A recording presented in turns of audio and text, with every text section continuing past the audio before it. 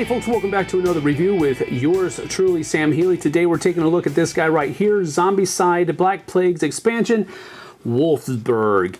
And so this is a expansion that you have to use the base game with. It's not standalone, but it brings a lot of cool things to the table for Zombicide Black Plague. So let's take a look at what you get, and then we'll talk a little bit about it.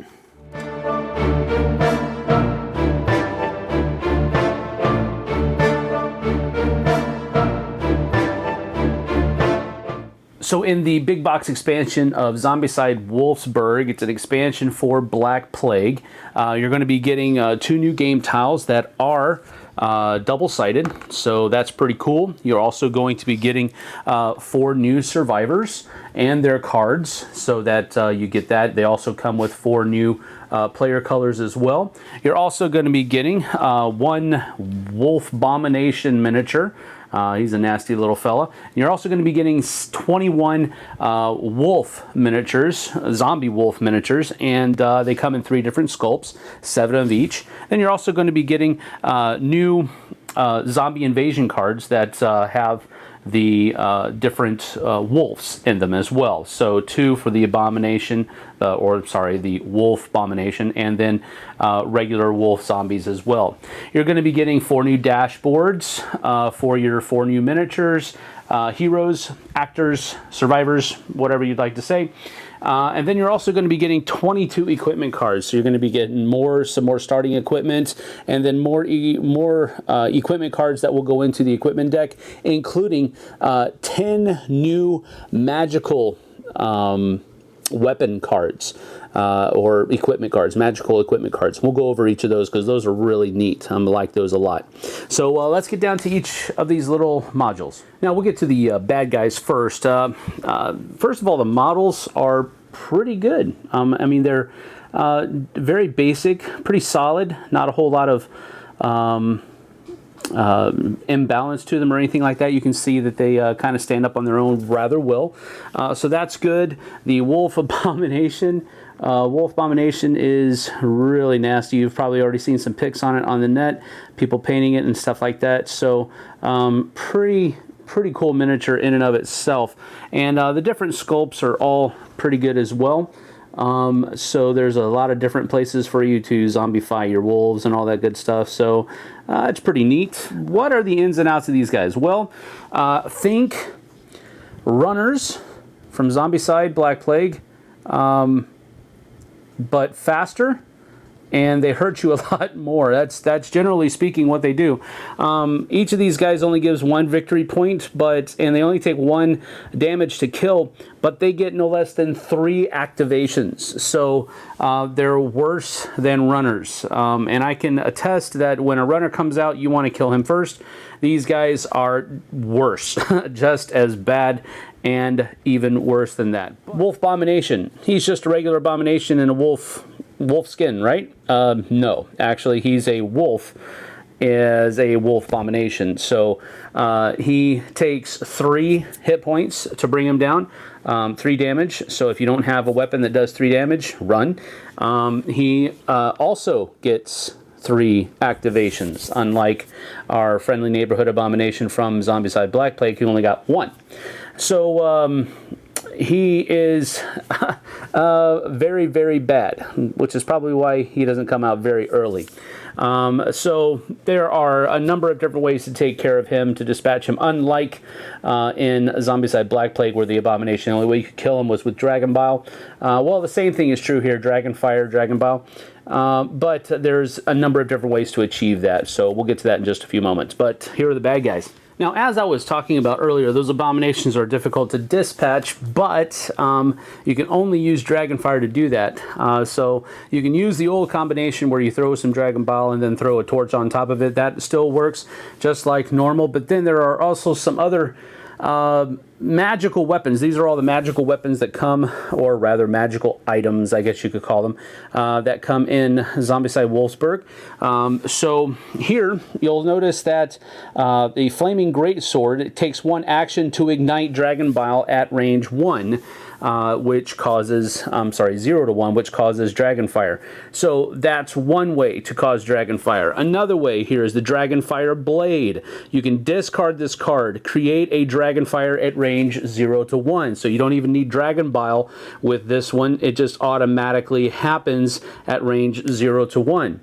Then you also have the Chaos Longbow, which says this: you get 4 or more hits with a ranged action with this weapon, Dragonfire in the targeted zone. So if you get 4 hits as a ranged action with this weapon, you're going to cause Dragonfire in that zone. So while it is only a 2 damage weapon, you still have the possibility of killing a whole bunch of stuff in one area if you get a good roll.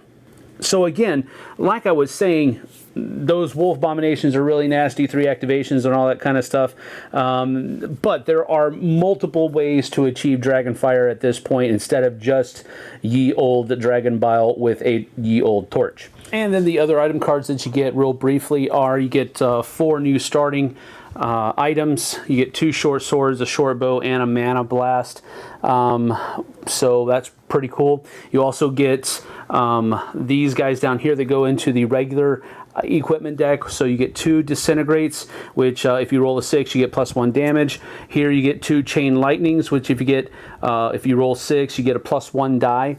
And this enchantment basically says that you can ignore all wounds that come from that specified kind of zombie. So Ironclad Zombie Wolves simply means that if you're being attacked by a bunch of zombie wolves, then you will be able to ignore all of those wounds until the end of the game round. So that can be used once per turn. The targeted survivor gains that skill until the end of the game round. Really cool. Moving on to the characters that come, the new survivors that come in Zombicide Wulfsburg. You first of all have Morrigan here.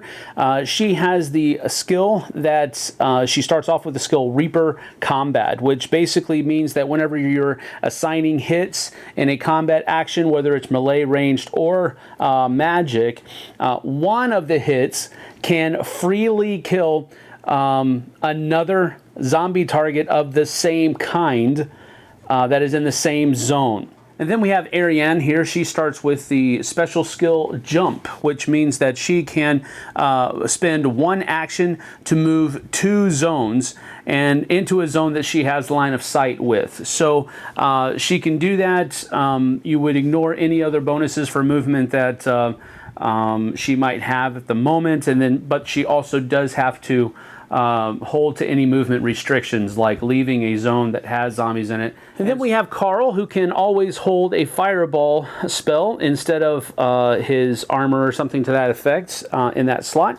He starts with +1 die magic. And then he can also get Spellcaster. And then finally, he can also get Marksman, which means that he never has to do the friendly fire thing. He can always choose which targets, and then if he misses, he does not have to hit a survivor. So that's really cool as well. So Carl, really cool addition for the heroes. And last but not least, there is Theo, who can always hold a sword in his armor slot instead. He starts the game with the ability of Sprint, which means that once during his movement turn, once during his turn, he can move 2 or 3 spaces away. Of course, if he enters a zone that has a zombie, he has to stop there. And then at the yellow level, he gets +1 action, and at orange, he has to choose, either gets +1 die to melee attacks, or he can get a +1 to the die roll of ranged attacks.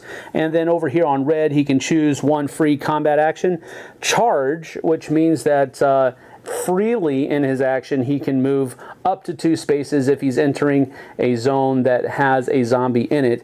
And then he also gets Marksman, or he can choose to get Marksman, which is the same as what we just went over with Carl. So again, very cool addition to the survivors. All right, now the tower tiles here, I have 1 tower tile, and then these other ones are from regular Black Plague, the first base set. With line of sight, with the towers, it's a little bit different. For example, Ariane here on this tower tiles are considered to be street tiles for all other purposes. This little section here would be considered a building tile, building zone rather. So these are all streets, but this would be one building. And then a line of sight works this way. She would be able to, because of the open door here, see all the way into here. So she has line of sight in this zone and this zone. With this zone, however, because it's a building zone, she would not have line of sight here, but she would be able to see over that into these two street zones over here. So she would not have line of sight here, but she would here and here. And then line of sight down this way would be all clear, and then line of sight this way would also be clear. Let me show you another example. And then in this example, we have Carl and Morrigan here. Morrigan and Carl would both have line of sight here. They would not have line of sight in this zone, but they would have line of sight in these two zones right here. And then, of course, they would not have line of sight here because of the wall. Then Morrigan would have line of sight all the way until this spot. This would block her line of sight because of the wall right there. And then Carl would have line of sight here. And because of the opening right here, he would also have line of sight on this one. But then following normal line of sight rules, he would not be able to see into past this first building zone. All right, and then this building zone back here, they both have line of sight to because of the openings that are here. So that just gives you an idea of the different line of sight changes that have happened. Well, there you have it. I love these kinds of expansions. I love how it adds just a smidge to the game to make it a little bit different, to change it up a little bit. I love the tower tiles, how they provide a kind of a three-dimensional effect to the game while it's all the artwork is still two-dimensional. I like that a lot, how you can be up above other buildings and see further into other streets and that type of thing. I really did enjoy that aspect of it. The wolves, oh my goodness, they are nasty. Worse than runners. Can't believe that, but I guess it's true. 3 activations, as if Black Plague wasn't hard enough as it is. This is, again, just another layer of fun, another layer of, oh my goodness, here they come, feeling that the game will bring for you. The Wolf Abomination, as if Abominations weren't bad enough, now Abominations have 3 activations. Wow. I love the fact that they have magical weapons now that do special effects every time you use them and can give the person who has it equipped a special ability of some kind. I love that. Really like that a lot. I also like how they have worked in some new ways to get Dragonfire out on the table. That's one of the things that we noticed the most playing Black Plague, is that it was a real trudge to get a torch and the Dragon Ball, torch and the Dragon Ball. And so that was just one of the things we would search just for that. We didn't really care if we got anything else, but if an Abomination hit the table or something like that, my goodness.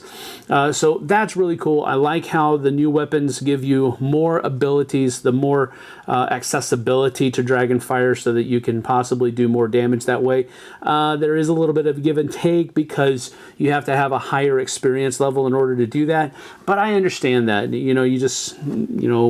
It's like Han picking up a lightsaber. It just doesn't work that well unless you actually know what you're doing, right? Another thing is that all the models, all the models are really good, and of course you already expect that from Zombicide Black Plague, but the 4 new heroes are really cool as well. Their sculpts are amazing. The abilities that they have are all really cool. These are very cool, good expansions or additions to the game. It's not like they're just throwing stuff out there. This is really cool things that they're adding to Zombicide Black Plague, so that's cool as well. I like everything about this. I really enjoyed Black Plague to begin with. You guys already knew that. We've played it a lot. We've even done a couple We've actually done 2 live plays of it. I don't think any other game has that distinction that I can recall. Of course, my brain isn't that great. But anyway, you know that we liked Zombicide Black Plague, but this just adds another layer of coolness to the game. So that is Zombicide Black Plague's expansion, Wulfsburg. Go check it out. See you on the flip side, folks.